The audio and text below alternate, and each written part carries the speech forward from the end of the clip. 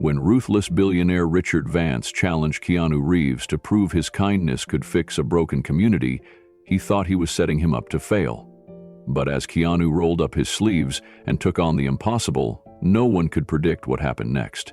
And by the end, it was Vance who begged for mercy. Before we continue this incredible story, let us know where you're watching from. If you enjoy stories like this, subscribe to the channel, because tomorrow we have another inspiring story you won't want to miss. Keanu Reeves wasn't the type of man who courted attention. Despite decades as one of Hollywood's most recognizable stars, he preferred to move through the world unnoticed. He rode the subway in faded jeans and well-worn boots. He waited in line at corner coffee shops like everyone else, and while his movies had made billions, Keanu himself lived simply, quietly renting a modest house in the Hollywood Hills rather than building a mansion. The world saw him as an enigma, an A-list actor who seemed untouched by fame. But those who took the time to look closer saw something more. Keanu had a reputation, not just as an actor, but as a man who gave without asking for anything in return. Few knew about the secret donations he made to children's hospitals. Even fewer knew about the millions he quietly funneled into cancer research after his sister's long battle with leukemia.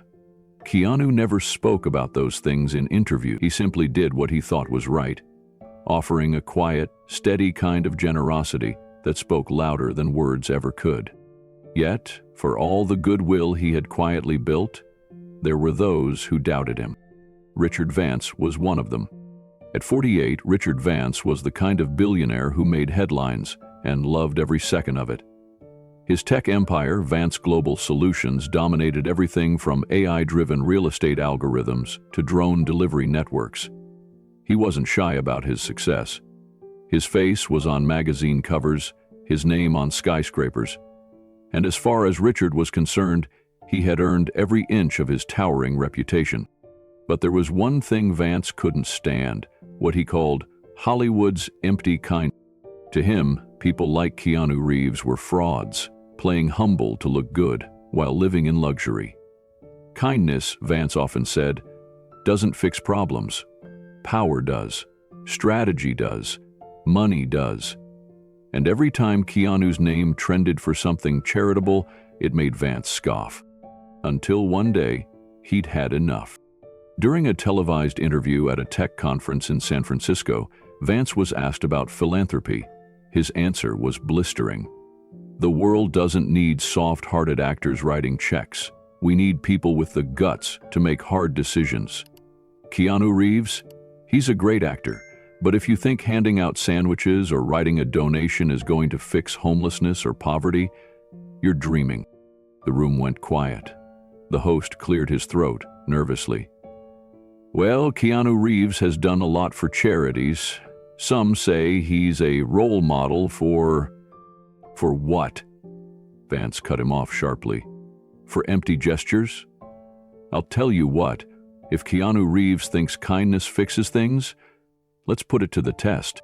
The statement sent ripples across the crowd. Vance leaned forward, his voice cold and precise. I challenge Keanu Reeves. Let's see if his compassion can solve a real problem. I'll give him 1 year, no movie stars, no red carpets, no shortcuts. Let's see if he can fix the veteran housing crisis in Los Angeles. If he succeeds, I'll personally match whatever funds he raises. If he fails, he goes on record admitting he's just another Hollywood phony. It was a bombshell. By the next morning, every news outlet in America was running the story. Billionaire challenges Keanu Reeves, one headline screamed. Another simply read, Compassion versus capitalism. Who will win? For most celebrities, a public provocation like that would spark outrage, maybe even a legal battle. But not Keanu. He didn't post a response on social media. He didn't call a press conference. He didn't even tell his agent. He just accepted. Quietly. 1 week after Vance's challenge, Keanu was spotted walking through the battered gates of an abandoned veterans housing project in East Los Angeles. Cameras tried to follow him, but he slipped inside without a word. No entourage, no security. When reporters asked his publicist if he was taking the challenge seriously, she gave a simple reply: "Keanu has always believed actions speak louder than words." But actions were exactly what Richard Vance was counting on. As far as he was concerned, this was a publicity stunt waiting to implode.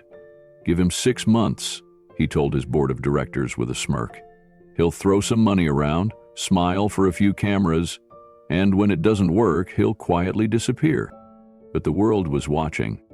Veterans groups, housing advocates, and everyday people across the country held their breath.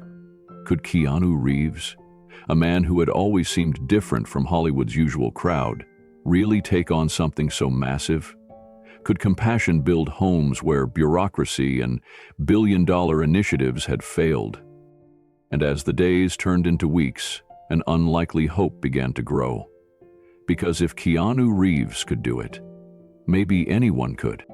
What no one knew, not even Vance, was that Keanu had already made up his mind. He wasn't doing this to prove Richard Vance wrong.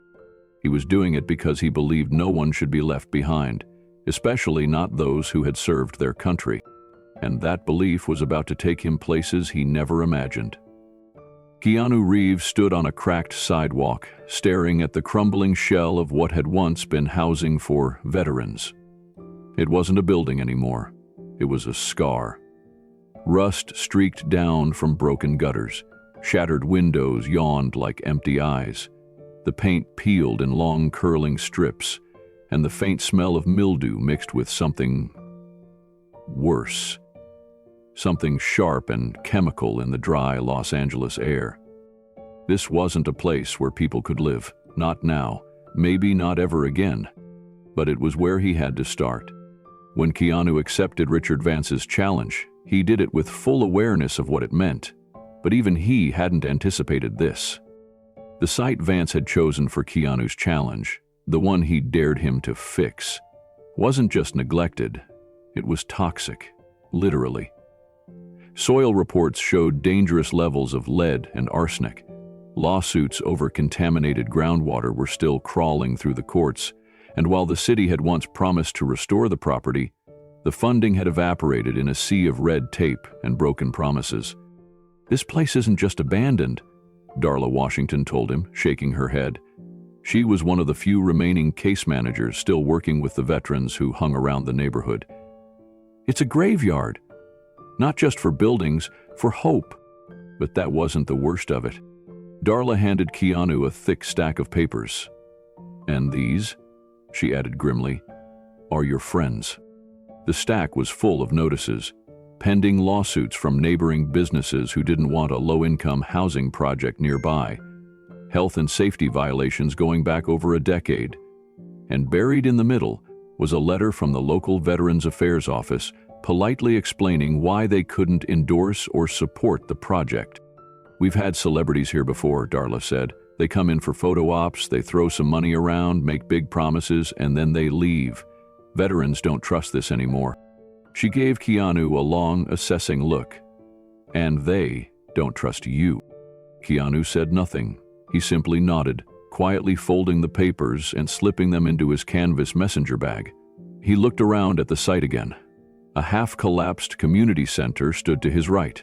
Someone had painted "No Heroes Here" across one of its walls in angry black spray paint. This was the place Richard Vance had chosen for his challenge, a place designed to break someone. And in a way, Keanu understood why. It wasn't just a building project, it was a trap. Vance had made sure the entire thing was rigged from the start. No permits had been pre-approved, no funding had been secured, and despite Vance's public offer to match whatever funds Keanu raised, his team had quietly made sure that Keanu would hit walls at every turn. Zoning boards had been mysteriously uncooperative. Environmental reports had been conveniently delayed. Every door Keanu knocked on had been locked tight. And when the media caught wind of it, they pounced. "Keanu's impossible mission," screamed one headline. "Kindness can't fix this mess," another op-ed sneered. One late-night host joked, "Keanu Reeves might have dodged bullets in The Matrix, but let's see him dodge the lawsuits he's walking into." Everywhere Keanu turned, the message was clear. He couldn't win. Even those closest to him urged him to back down. "Keanu, this isn't your fight," his old friend and agent David told him over coffee one morning. "This is a billionaire's game. They don't play fair. Walk away before they drag you down with them." Another friend, Sophia Chen, a housing advocate he had met years earlier while working on a charity project, was more blunt. "Vance doesn't want you to succeed. He wants to humiliate you." "That's the point." Keanu listened, quietly, carefully, and then, just as quietly, he shook his head. "I'm staying," he said. "Why?" Sophia asked. Keanu gave her a small, tired smile. "Because they're still here." He was talking about the veterans, the ones who had stayed behind, even after everything had fallen apart. The ones who camped near the buildings at night because they had nowhere else to go. The ones who stared at him with hollow eyes but still watched, still waited. Some of them didn't believe in him, most of them didn't. But they hadn't left. So neither would he. And so it began. Not with a press conference, not with a fundraising gala, not with headlines. It began with a broom. Keanu showed up on the third morning after his visit with Darla. He carried a battered old toolbox in one hand and a broom in the other. No cameras followed him. No reporters even noticed. At first, the veterans ignored him. They watched from folding chairs and broken crates as he swept broken glass from the front steps of the main building. He worked in silence, stopping only to take swigs from an old water bottle he'd brought from home. By the end of the day, the sidewalk was clear. It wasn't much, but it was something. The next day, he brought paint. By the end of the week, the graffiti on the community center was gone. The veterans started to notice. One by one, they drifted closer. A man named Frank, who'd served in Iraq, offered to help fix a busted door hinge. Another vet, Jamal, volunteered to haul away some scrap metal in exchange for a hot meal. Keanu gave him his sandwich. They were small gestures, quiet, simple, but they mattered. Darla watched it happen with cautious optimism. "They don't trust easy," she told Keanu one night as they sat on overturned crates eating from takeout containers. "But they trust work, real work." Keanu nodded. That was something he understood. He worked harder the next day and the day after that. When Richard Vance heard about it, he laughed. "Let him dig his own grave," he told reporters. "Sympathy doesn't build homes." But Vance was wrong. Keanu wasn't looking for sympathy. He was building something else entirely. Day by day, he rebuilt trust. With every paint stroke, every nail hammered, every pile of trash cleared, something shifted. Veterans who had once turned away now stood beside him. They started calling friends. People who had given up hope began to drift back. The media didn't know what to make of it. Some outlets wrote him off as a man delaying the inevitable. Others watched closely, sensing a story. But Keanu didn't care about the headlines. He listened, he learned, and slowly a plan began to take shape, not from a billionaire's boardroom, but from the veterans themselves. It wasn't a typical approach. But then again, Keanu Reeves had never been typical. The challenge had been rigged from the start. But Keanu's response? That was something no one had counted on. And it was only the beginning. It wasn't enough to show up every morning, not here, not for these people. So Keanu Reeves made a decision. 3 weeks after he first picked up a broom on the broken grounds of the Veterans Housing Project, Keanu moved in. Not into a fancy hotel or even an Airbnb in the city. No, he parked an old Airstream trailer in the cracked parking lot next to the derelict community center, leveled it out with bricks he'd found in a pile behind the building, and called it home. No fanfare, no announcement, just another quiet decision that made people start to take him seriously. By the fourth morning in the trailer, a knock came at his door just after sunrise. When he opened it, Frank, the Iraq veteran who'd helped fix the busted door hinge, stood there with a chipped mug full of black coffee. "You living here now?" Frank asked, his face unreadable. Keanu nodded. "If you'll have me." Frank handed him the coffee without a word. He nodded once. "We'll see." From that morning on, Keanu was part of the team. 12-hour days became his routine. No cameras, no red carpets, just sun-up to sundown labor. He repaired broken pipes with his own hands, hauled debris into wheelbarrows until his shoulders ached, laid insulation in walls under the harsh summer sun, sweat dripping from his brow. He cut wood planks to size, measured twice every time, and always made sure his lines were clean. And slowly, like grout filling old cracks, the veterans around him started to open up. One in particular, though, took longer than most. Jack Carter. Jack was a former Marine, his body hardened by years of service and scarred by the wounds that had ended his career. A below-the-knee amputation on his left leg slowed him, but didn't stop him. He moved through the site like a watchman, eyes sharp, arms crossed most of the time. Silent. He didn't offer help. He didn't ask for it either. Keanu noticed him every day but gave him space. Until one afternoon, while Keanu was struggling to reinforce a sagging porch beam, he felt a presence behind him. "You're going to want a double brace on that," Jack said flatly. Keanu looked back over his shoulder. Jack stood there with a set of plans under one arm. "The way that roof sags, one big gust and that beam's gone." Keanu nodded. "Can you show me how you do it?" Jack paused. Then he exhaled, set down the papers, and walked over. They worked side by side for hours. Jack barely spoke, but when he did, it was direct, precise. By sunset, the porch was solid enough to handle a hurricane. "Thanks," Keanu said, wiping his hands on his jeans. Jack gave him a long look. "Don't thank me yet." But the next day, Jack was back, and the day after that. Quiet, but steady. One evening, while sharing canned chili around a campfire with a few of the other vets, Jack finally spoke up. "You know Vance owns this land, right?" Keanu nodded. "I figured he had something in the works." Jack glanced around the firelight, then locked eyes with him. 6 months. That's how long the lease runs. After that, we're out. Keanu took a slow breath. He stared into the flames, feeling their heat but also the weight of the moment. It made sense, of course. Vance had set this up from the start. Let Keanu spend time and money repairing a sinking ship, then pull the rug out from under him when it was too late. 6 months. It wasn't enough time to fight a legal battle. It wasn't enough time to buy the land outright.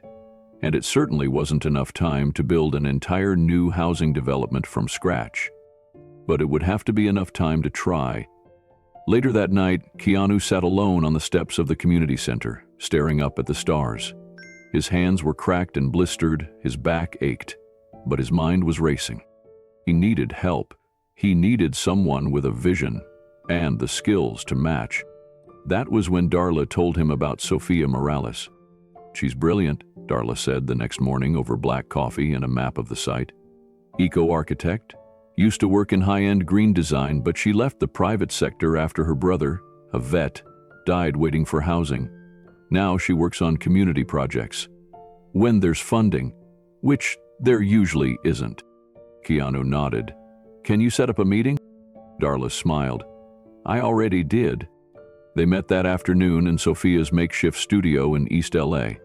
It was an old warehouse, half converted into a workspace. The walls were covered in blueprints and sketches. Tiny model homes lined every table. Simple structures, efficient, beautiful in their functionality.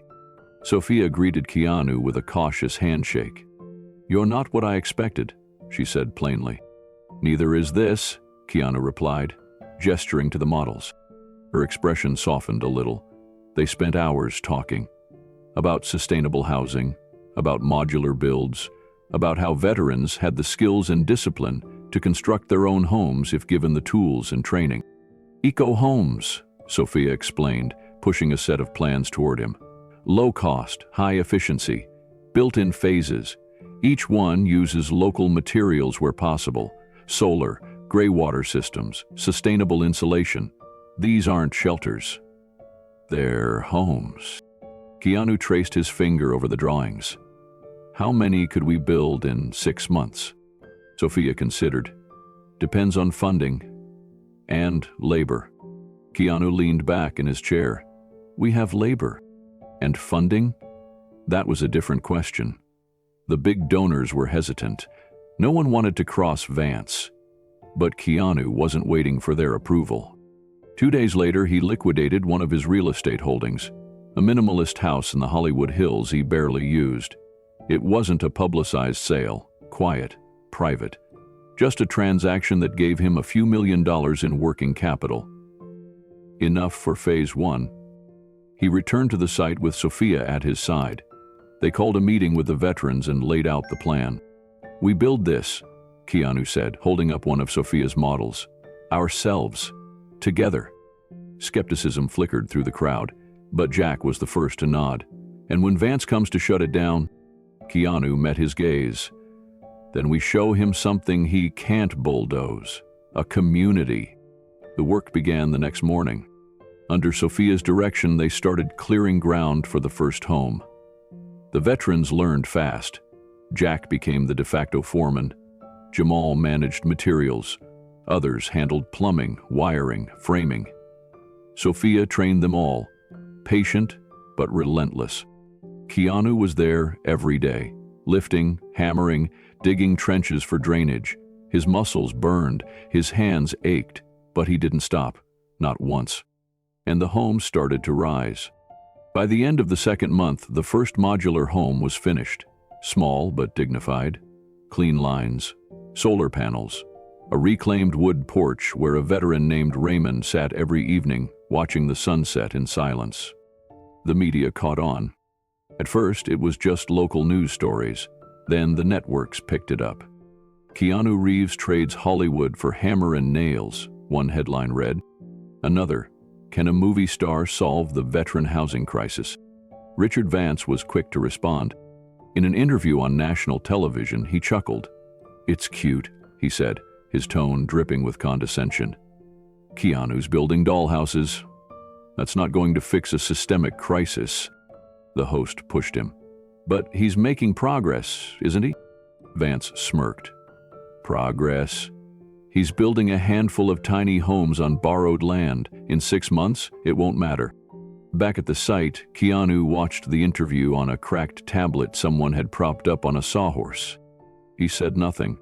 Instead, he picked up his hammer and went back to work.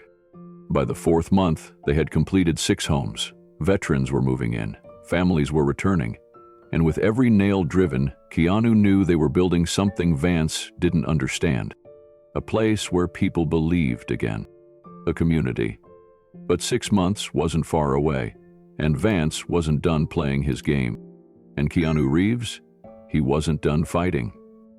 The sun was barely up when Keanu Reeves laced his boots and walked the perimeter of the land they were building on. 6 homes stood in proud, simple rows, each one a testament to hard work, sweat, and belief. Yet, as he looked toward the chain-link fence that marked the property boundary, Keanu knew it wasn't enough. Not yet. 6 homes wouldn't protect these veterans when Richard Vance came knocking. The problem wasn't just housing. It never was. It was the system. It was dignity. It was the loneliness that ate people alive long after the bullets stopped flying. And Richard Vance was part of that system. But why? That question haunted Keanu more than any of the blisters on his hands. So one evening, after a long day hammering siding onto one of Sophia's eco-home frames, he made a quiet call. Find out everything you can about Richard Vance, Keanu said into his old flip phone. He didn't trust texting, not for this, especially before he became the billionaire everyone knows. The investigator, a woman named Grace, didn't ask questions. She got to work. 2 weeks later, Grace met Keanu on site. She handed him a plain manila folder, thick with documents. It's all there, she said quietly. I ran it twice to be sure. Keanu took the folder and walked to the Airstream. He read it by the light of a single hanging bulb, flipping through page after page of Richard Vance's life. A genius in school, quick rise through the tech industry, ruthless business dealings, the typical story of ambition, competition, and power. But then came something else. Vance had a brother, James Vance, former Marine, served 2 tours, came home with injuries both seen and unseen, honorably discharged, struggled to reintegrate, diagnosed with PTSD, chronic pain, and addiction. James Vance had applied for housing assistance 6 times. Denied. He spent his last year living on the streets of Los Angeles, drifting between shelters that were underfunded, overrun, or closed. He died 3 years before Richard launched his multi-billion-dollar IPO. Alone, in a tent beneath an overpass. Keanu exhaled slowly, closing the folder. His chest ached in a way that had nothing to do with exhaustion. Now he understood. The bitterness, the cruelty. It wasn't just power games. It was grief curdled into something toxic. The next morning, Keanu wiped the dust off his motorcycle and rode across the city to Vance's private office downtown.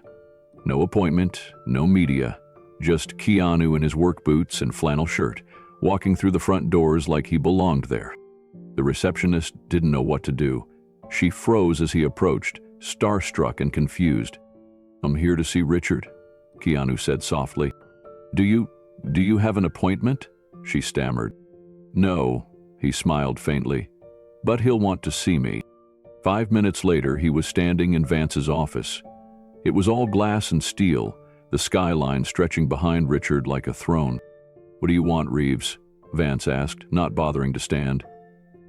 Keanu held up the folder. "I read about James." For a long moment there was silence. Then Vance's jaw clenched, his knuckles going white on the edge of his desk. "We're not here to shame you," Keanu said quietly. "I just want to understand." Vance stood slowly, crossing the space between them. "Understand? What do you think you're going to understand about me, Hollywood?" Keanu shook his head. "This isn't about Hollywood." He looked Vance in the eye. There was pain there, raw, unhealed. "You lost your brother. I lost mine too." That stopped Vance, briefly. "My brother was all I had left," Keanu continued. "I know what it's like to stand in a place where nothing makes sense anymore, where you think maybe you'll break the world before it breaks you." Vance stared at him, face hard as stone.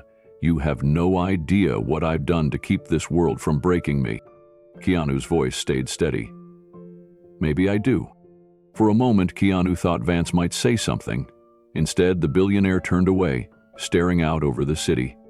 His reflection in the glass was sharp. "Alone." "You're wasting your time," Vance said finally. "Compassion doesn't fix anything." Keanu stepped back. "Maybe not, but it builds something." And with that, he left, quiet as he came. Back at Havenfield, Keanu gathered Sophia, Jack, and Darla. He laid out a plan that would take their small victory and turn it into something bigger. "We're going to call it Project Phoenix," Keanu said. "Not just homes, a full community, built by veterans for veterans." Jack crossed his arms. "We've already built 6. What's different?" Keanu smiled. "We're not stopping at homes. We're building job training programs, on-site workshops where they can learn and teach trades, mental health services, therapy, support groups, a community garden to provide food and jobs." He looked at Sophia. "You design it, sustainable, scalable." She nodded, her eyes already alive with ideas. "And we make sure this model can be replicated," Keanu said. "Other cities, other communities." "But how?" Darla asked. "The land? The funding?" Keanu reached into his pocket and pulled out a folded piece of paper, a receipt for the land survey and legal consultations. "We start by filing to make this land a community land trust." They stared at him. "It's the only way to protect it," Keanu continued. "We make it legally owned by the residents, not a company, not me." Sophia exhaled. "That could work." "It will," Keanu said, "but we need to build fast." The next day, they broke ground on the expanded project. Sophia's designs turned into lumber orders and poured concrete. Veterans who once sat on the sidelines now picked up tools. Jack oversaw construction. Frank trained a new crew on solar panel installation. Jamal ran the garden crew, turning old parking lots into green space, and Keanu worked alongside them every day.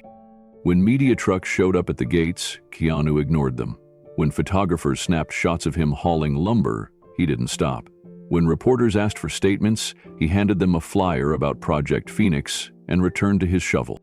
The story wrote itself. Keanu Reeves rebuilds homes, not headlines, one article read. Project Phoenix Rising, a new model for veteran housing, another declared.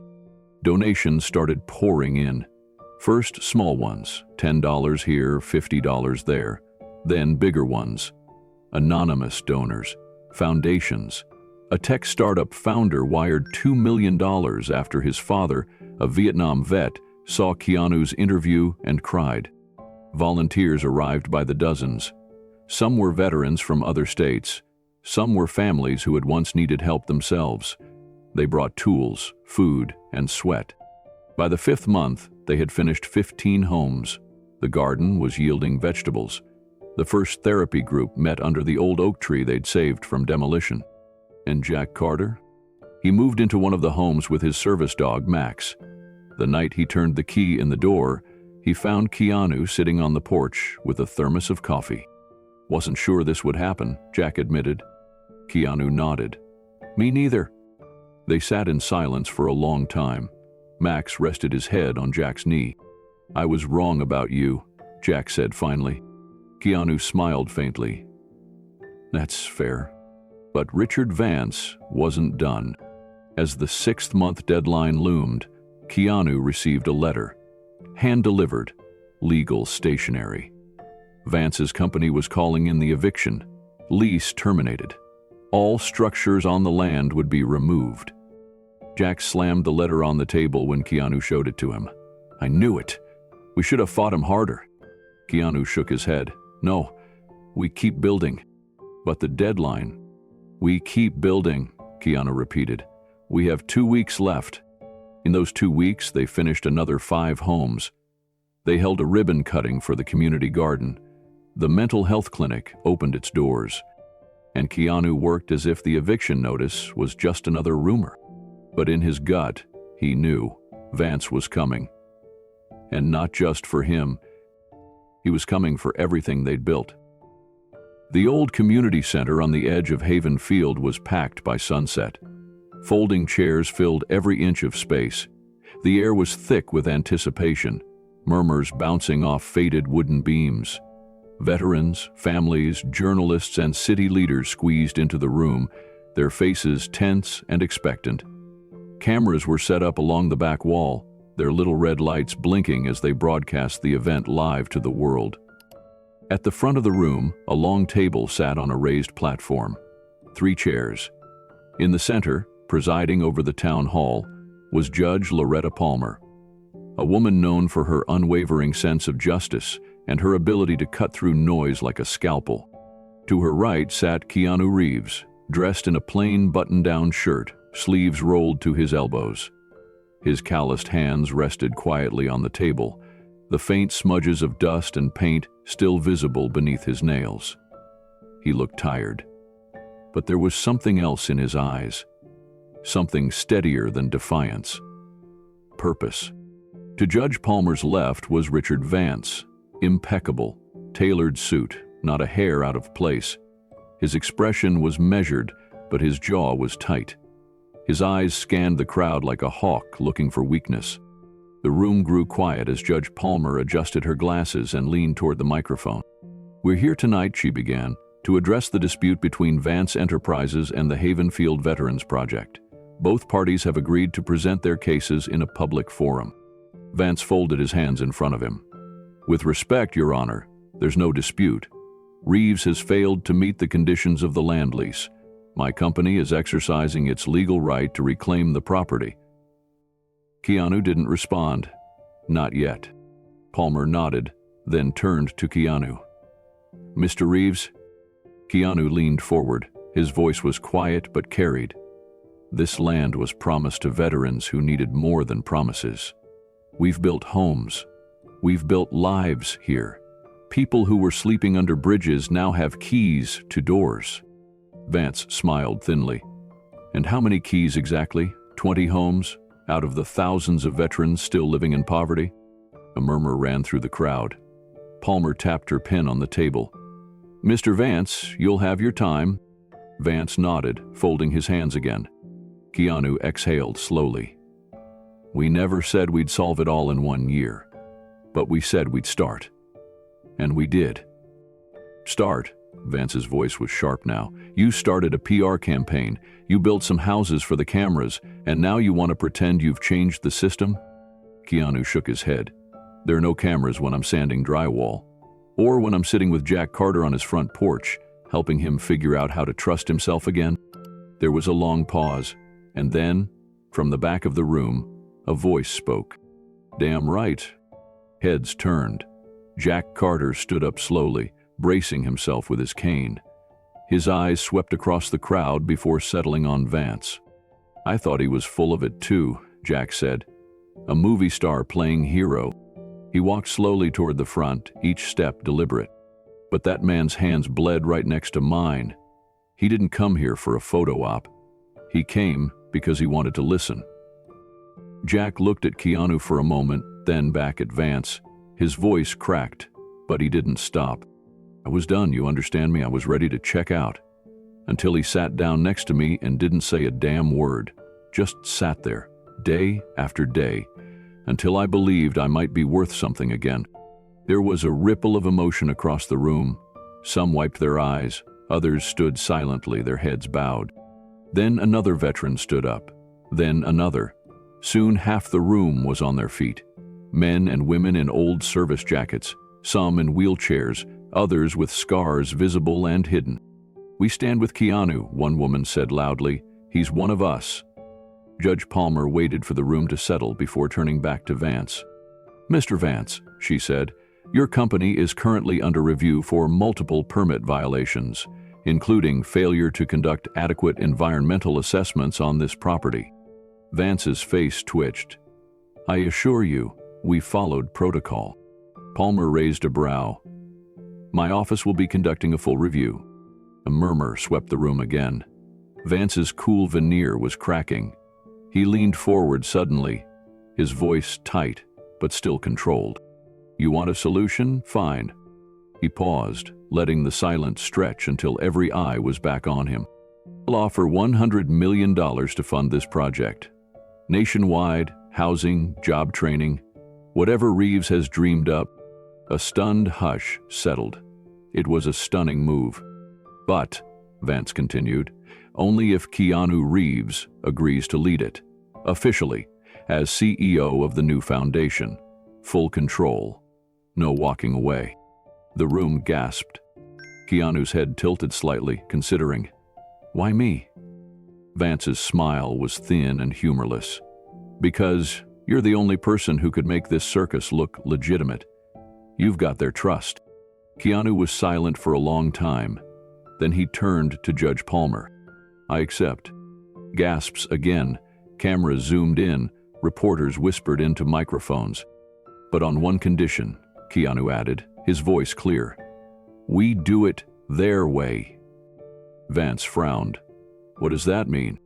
Keanu turned to the veterans standing behind him. "They lead the design. They run the training programs. They decide who gets what." Jack Carter stepped forward again, his chin high. "We build this. We run it. Not some board of suits." Vance's lips thinned, but he gave a small nod. "Fine." Judge Palmer took a deep breath. "It's settled then. Mr. Reeves, you'll submit a detailed plan for review within 30 days. Mr. Vance, you'll place your funding in escrow immediately." Vance nodded once, curt. He stood and adjusted his jacket. "You get your wish, Reeves. Let's see if you can deliver." He turned and walked out, his entourage scrambling to keep up. Keanu remained seated for a moment, hands resting on the table. Then he turned to Jack and Sophia. "This isn't over," he said softly. "It's just beginning." Later that night, Keanu stood outside the Airstream, staring up at the stars. Jack approached, his cane tapping the gravel softly. "You really gonna run this thing?" Jack asked. Keanu smiled faintly. "Only if you're running it with me." Jack chuckled. You sure you're ready to take orders from a bunch of stubborn vets? Keanu shrugged. I've taken orders before. They stood in silence for a while, watching the wind move through the fields they'd planted. Beyond them, the eco-homes glowed softly under the moonlight. You did good, Reeves, Jack said quietly. Keanu nodded. We did good. In the distance, the sound of hammers echoed into the night. The building wasn't stopping, not now, not ever. And somewhere Richard Vance was watching. But this time, Keanu didn't care. He was finally building something that would last. The morning after the town hall, Haven Field was quieter than usual. But the quiet wasn't the heavy, uncertain kind that had hung there for months. This was the stillness before a new beginning. By sunrise, the first trucks rolled in. Supplies, lumber, solar panels stacked neatly beside tools and crates of steel beams.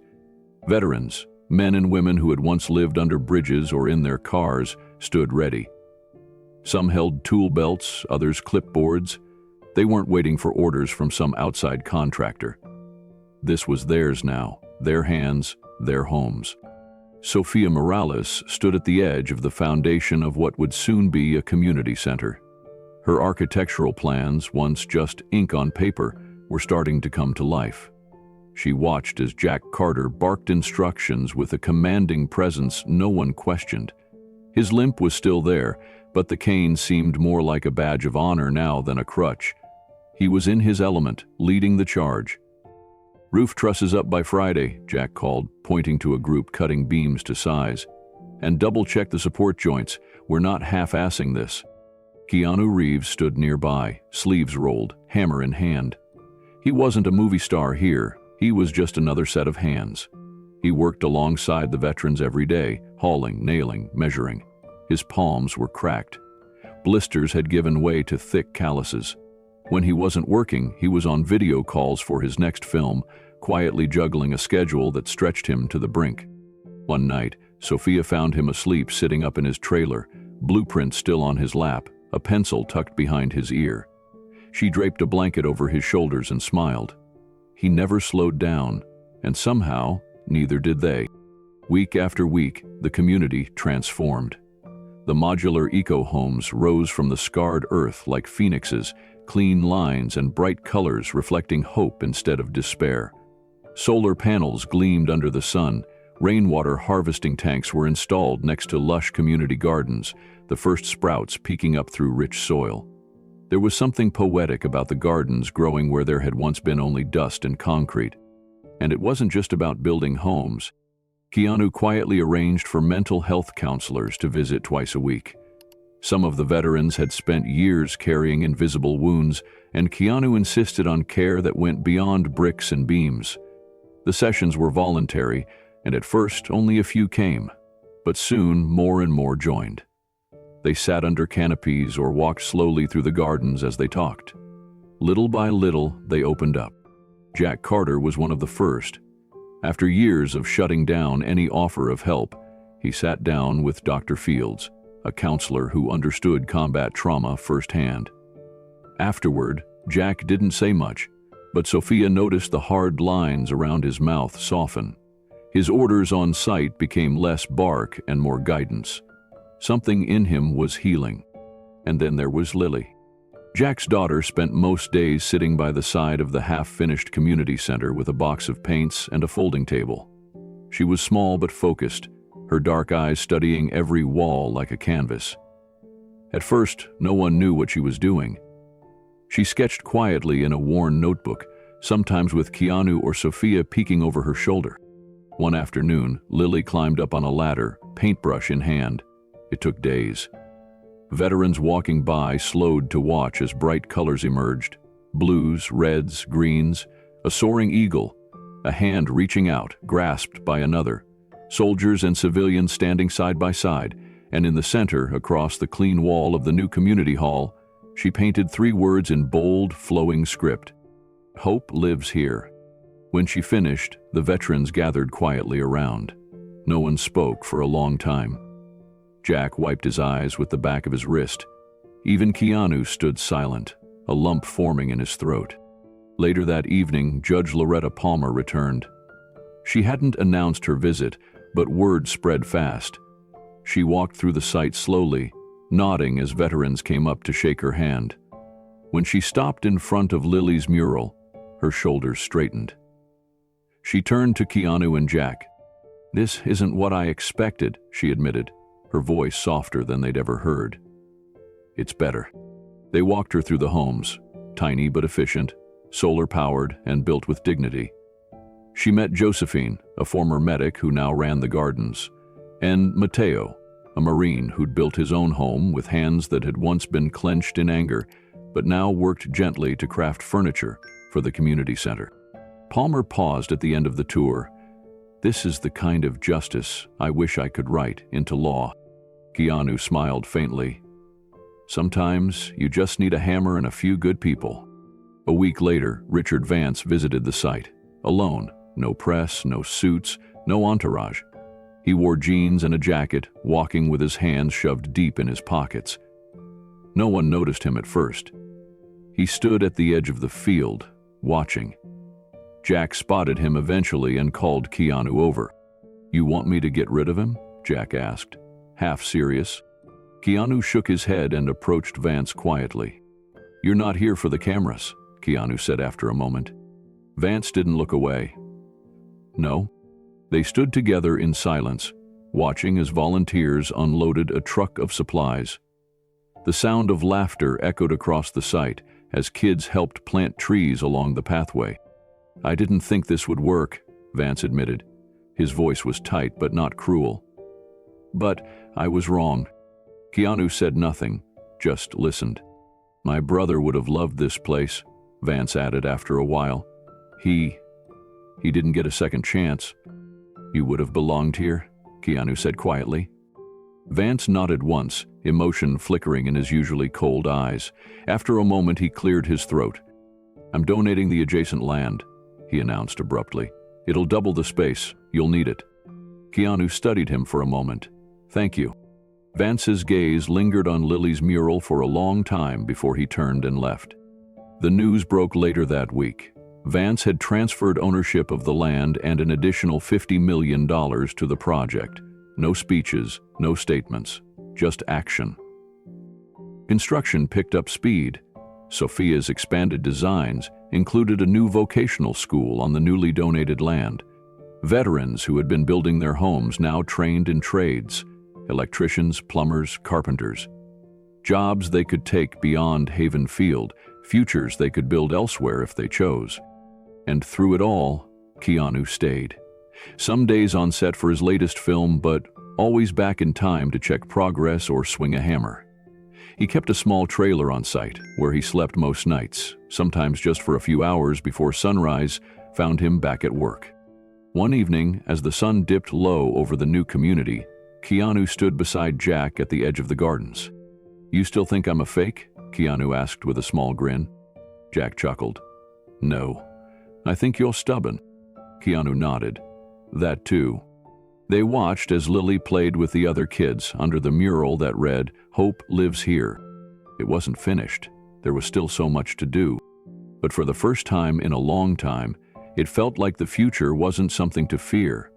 It was something they could build. Together. It started as a whisper, a human interest piece tucked into the middle of an evening newscast. But within days, that whisper became a thunderous wave, sweeping across the nation. The Keanu model, they called it. Reporters scrambled to get on-site interviews. News helicopters circled the once quiet Haven Field. Footage of the eco-homes, sleek, efficient, built by veterans for veterans, flooded television screens and social media feeds. Keanu's name trended worldwide, but not for his movies, not for another blockbuster role. This time, it was different.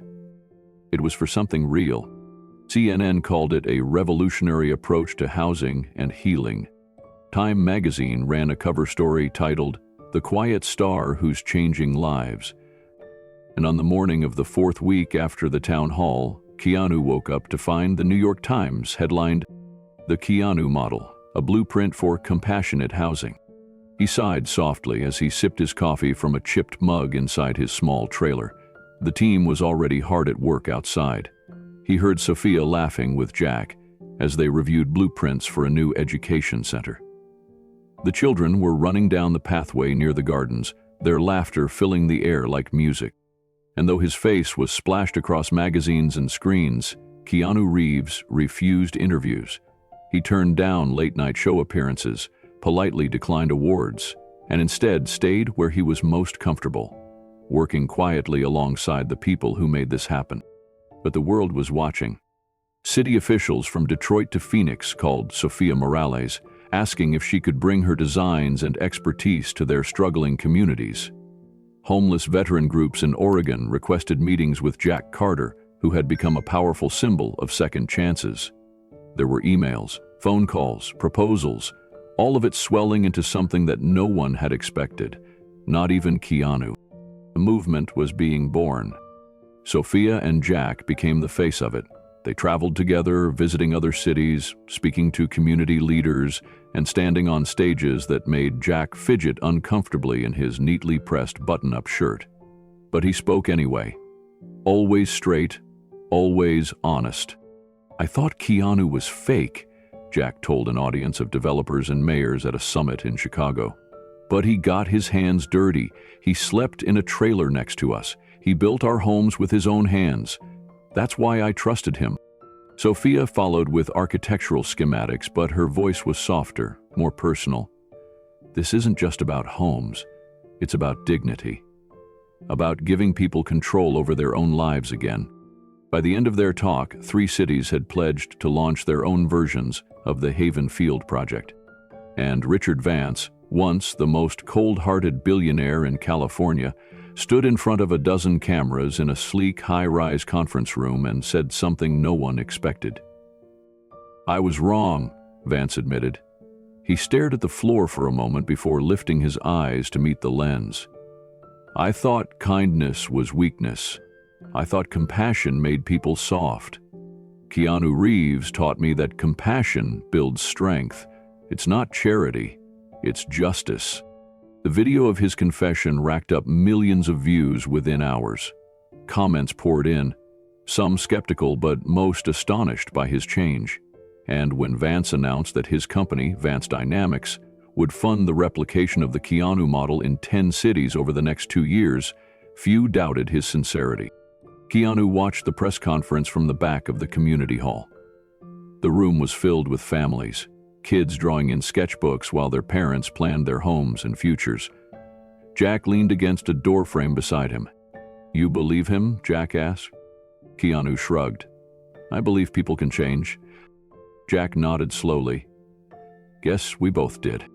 The following month, Keanu quietly moved back to his small apartment in Los Angeles. No fanfare, no announcements, just a quiet goodbye to his trailer at Haven Field. But it wasn't really goodbye. He came back often, sometimes unannounced, riding in on his motorcycle. He'd help repair a roof, weed the gardens, or sit by the fire pit listening to veterans swap stories late into the night. When the first round of modular homes was completed in Detroit, Sophia called him from the ribbon-cutting ceremony. "You should have been here," she said, smiling through the grainy video on his phone. "They asked about you." "I'm exactly where I should be," Keanu replied. "This isn't about me." But that didn't stop him from quietly donating his entire salary from his next film project to the expansion of Haven Field. No public announcement, just a wire transfer and a brief conversation with Sophia to make sure every penny was accounted for. "You can't keep doing this," Sophia said softly when she saw the donation notification. "You have to take care of yourself too." Keanu just smiled. "This is taking care of me." The community continued to flourish. The gardens doubled in size, producing enough fresh vegetables to sell at a local farmer's market. Veterans found employment not only building homes but running workshops in woodworking, plumbing, and solar installation. Jack's leadership transformed him from site manager to something like a mayor, though he swore he'd never go into politics. And Lily, Jack's daughter, kept painting. Her murals now adorned nearly every common building at Haven Field. Scenes of flight, freedom, and strength. Eagles, phoenixes, hands joined in solidarity. On the anniversary of the first home's completion, Lily handed Keanu a small wooden sculpture she had carved herself. It was simple but elegant, a phoenix rising from a pair of outstretched hands. "I thought you should have this," Lily said quietly as she placed it in his hands. "Because you helped us rise." Keanu ran his thumb over the smooth curves of the wings, his throat tightening. "I just built what you all dreamed." "Yeah," she grinned, "but you believed we could."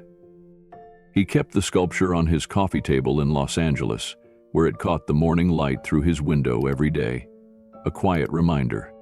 As time passed, Keanu found himself walking through other cities, unnoticed but always watching. He'd visit the Veterans Housing Project in Phoenix, where they'd added a tech training center. In Houston, he joined a quiet meeting where mothers who had served in the military discussed raising families in their new eco-homes. And in Seattle, he sat in the back row as Sophia and Jack addressed a room of corporate investors, pitching the next stage of their movement. They didn't need him to lead anymore. And that was exactly as he wanted it. Back at Haven Field, things only got better. Judge Loretta Palmer visited again, this time bringing other judges from neighboring districts to witness what could be possible when courts, communities, and compassion worked hand in hand. Richard Vance visited too, this time without pretense. He knelt in the dirt planting fruit trees alongside Lily and a group of volunteers. He even managed a genuine laugh when Lily teased him about his crooked planting rows. "Guess I'm not good at everything," he chuckled. "No one is," Keanu said as he joined him. "That's why we work together." By the second year, Havenfield's waiting list had tripled, and so had their funding. Vance Dynamics remained a major contributor, but other companies joined, including some of Keanu's own business partners. Entire new developments broke ground, using the Phoenix design, affordable, sustainable homes with veteran-led construction teams. When asked once why he never took credit, Keanu simply said, "It's not about who gets the credit, it's about who gets to live." That simple line became a kind of motto for the entire movement. Engraved plaques with those words appeared at every new Phoenix community center, tucked quietly beneath murals and gardens. And though Keanu was often invited to award shows, charity galas, and ribbon cuttings, he declined most of them. The few times he accepted, he spoke briefly, humbly, and always turned the spotlight back onto the veterans. At a quiet moment, standing near the original garden at Haven Field, Jack found Keanu gazing up at Lily's mural, the one that had started it all. "You're a stubborn man, Reeves," Jack said with a smile. Keanu smiled back. "Takes one to know one." They laughed softly. It was an easy thing now, laughter. Something Jack never thought he'd have again. And as the sun dipped behind the rooftops of the homes they'd built together, Jack clapped him on the back. "Thanks for proving me wrong," Jack said. Keanu shook his head. "No, thanks for proving me right." And as they stood there, watching Lily help another child plant a tree, Keanu's phone buzzed quietly in his pocket. Another city was calling, another project, another chance. The ripple had become a wave, and it wasn't stopping. 1 year later, the village was unrecognizable from where it had started. The dirt roads that once led into Haven Field were now paved with smooth stone, lined with young trees swaying gently in the breeze. Flowers bloomed in every yard. Children played on the green fields that once lay barren and dusty. Wind turbines turned lazily beyond the solar panel rooftops, generating clean energy that powered the entire village. And on this day, the community opened its arms to the outside world. An open house, an invitation for anyone and everyone to witness what had been built. Keanu Reeves arrived the same way he always had, quietly. There was no grand entrance, no cameras following his every move, just Keanu, his black motorcycle rumbling softly beneath him as he eased it to a stop near the community gardens. He took off his helmet and set it on the seat. His worn leather jacket bore a few scuffs and scratches, evidence of years on the road and days spent working under the sun. He looked around at the place that had, in many ways, rebuilt him as much as he had helped rebuild it. Nobody rushed to greet him. He preferred it that way. He was just another visitor today. But as he walked down the cobbled pathways, heads turned, smiles grew, children waved, and the veterans who once doubted him now offered nods of acknowledgement, a few clasping his shoulder in passing. Quiet respect, the kind he valued most. He made his way toward the main square, where families gathered beneath colorful banners strung between light poles. Stalls offered homemade crafts, food, and art. Laughter echoed in every corner. Keanu found himself stopping at a table where an elderly veteran named Thomas was selling wooden birdhouses. "Good to see you again," Thomas said, his weathered face breaking into a grin. "You too," Keanu replied. He picked up one of the birdhouses, admiring the craftsmanship. "This your work?" "Me and my grandson," Thomas said proudly. "He did the painting." Keanu handed over a 20 without another word. He wasn't buying the birdhouse. He was honoring the man who built it. Further down the path, he spotted Sofia Morales standing near the entrance of a new community center. She waved him over, her clipboard tucked under one arm. "You made it," she said, smiling. "Wouldn't miss it," Keanu replied. She handed him a pair of sunglasses. "You'll need these," she joked, gesturing toward the crowd. "They've been waiting." And they had.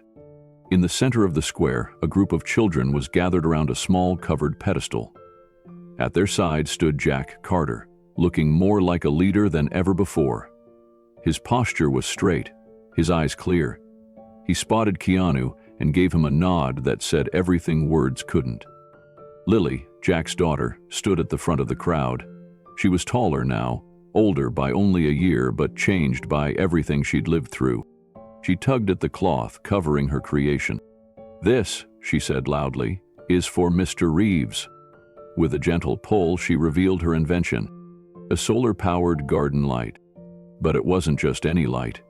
The fixture was shaped like a rising phoenix, its wings spread wide as if about to take flight.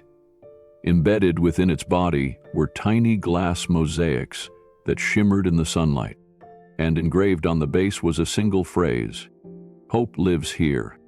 Keanu stepped forward, his throat tightening. Lily looked up at him with the same determined spark that once drove him to believe in this place. "I thought you should have one," she said quietly. "We're making them for the gardens, but this one's yours." Keanu reached out, his fingers brushing the smooth edge of the sculpture. "It's beautiful," he said. "Thank you, Lily." The crowd clapped, but he barely noticed. His world in that moment was smaller, just him, Lily, and the phoenix between them. Later that afternoon, Richard Vance arrived. No suit, no entourage, just Richard in jeans and a simple button-down shirt. He walked the pathways like a man seeing something for the first time, and maybe he was. He approached Keanu near the greenhouse. "Quite the place," Vance said, his voice quieter than Keanu remembered. "It's theirs," Keanu replied simply. Vance nodded slowly. "You know, a year ago, I would have called this a waste." "And now?" Keanu asked. Vance gave a half smile. "Now I think I was blind." The two men stood there for a long moment, the weight of history between them. Then Vance extended his hand. "Thank you," he said, "for proving me wrong." Keanu shook his hand firmly. We all had something to prove. Across the square, Judge Loretta Palmer watched them. When Keanu finally made his way over to her, she leaned in close and whispered so no one else could hear, "You did good, Mr. Reeves." Keanu chuckled softly. "That's the first time I've heard you say that." "Don't get used to it," she said with a wink. He laughed again, but it was softer, tired in a way that comes from long work well done. As dusk fell, Keanu slipped away. No big goodbye, no farewell speeches, just the quiet rumble of his motorcycle's engine starting in the distance. A few people noticed and waved. Jack raised a hand in silent salute from the porch of the new community hall. Sophia watched him go with a soft smile before turning back to her plans for the next housing site. And Lily stood at the edge of the garden, holding her mother's hand, watching the taillight disappear down the road. Keanu rode west, toward the horizon. The sun blazed low and golden behind him, casting his silhouette long and lean across the road. He didn't look back. He didn't need to. He had done what he came to do. And as the dust settled behind his bike, the narrator's voice echoed softly. Bill didn't just rebuild homes, he rebuilt lives. Keanu Reeves has spent his life avoiding the spotlight. Even in his greatest roles, even in the most dazzling moments of his career, he never sought fame. He never chased power. And when a ruthless billionaire challenged him, publicly, mercilessly, Keanu's answer wasn't rage or revenge. It was quiet strength. It was compassion. He didn't answer Richard Vance with louder headlines or sharper insults. He didn't seek to humiliate him on the world stage. He rolled up his sleeves. He listened. He worked. And in doing so, Keanu Reeves didn't just prove a point. He built something real, something lasting, something that would outlive headlines and outshine cynicism. For the veterans who now had roofs over their heads, meaningful work, and a community to call their own, Keanu's actions meant survival. For Jack Carter, who once doubted the worth of one man's kindness, it meant reclaiming his life and his dignity. For Lily, it meant hope. Hope that a future could be brighter, cleaner, and full of compassion. And for Richard Vance, the man who once mocked kindness as weakness, now understood that humility could build more than ego ever could. Vance stood before cameras months later and said the words no one expected. Keanu Reeves taught me that compassion isn't weakness, it's strength, quiet strength. There are those who believe the world only respects force, domination, and noise. That power is the only language anyone understands. But Keanu Reeves quietly reminded us all that real power, the kind that endures, lives in compassion, in humility, in lifting others up when no one is watching, and in leading not from above, but beside. The veteran village that Keanu helped build became known far and wide as the Keanu model. Cities and states all over the country studied it, replicated it, and expanded it. But Keanu himself? He never took credit. He returned quietly to his apartment, to his simple life, still riding the same motorcycle, still sipping coffee at the same corner cafe. And yet, he visited the village often.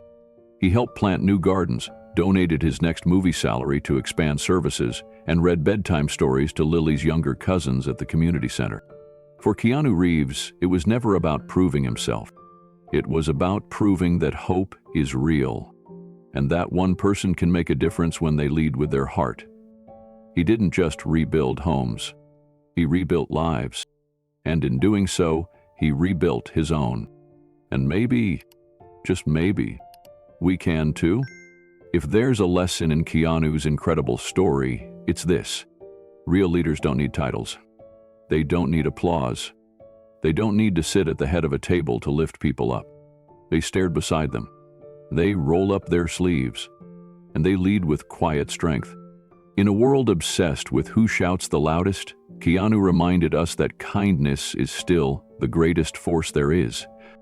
If you believe compassion matters more than power, if you believe lifting others quietly is the mark of true leadership, if you believe Keanu Reeves' incredible story deserves to inspire the world, like this video, share it with someone who needs hope today, and subscribe for more heartwarming tales like this.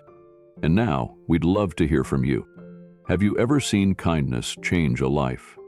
Have you ever witnessed someone lead with quiet strength when it mattered most? Share your story in the comments below, because the world needs more examples of hope, compassion, and courage, and your story could inspire someone today.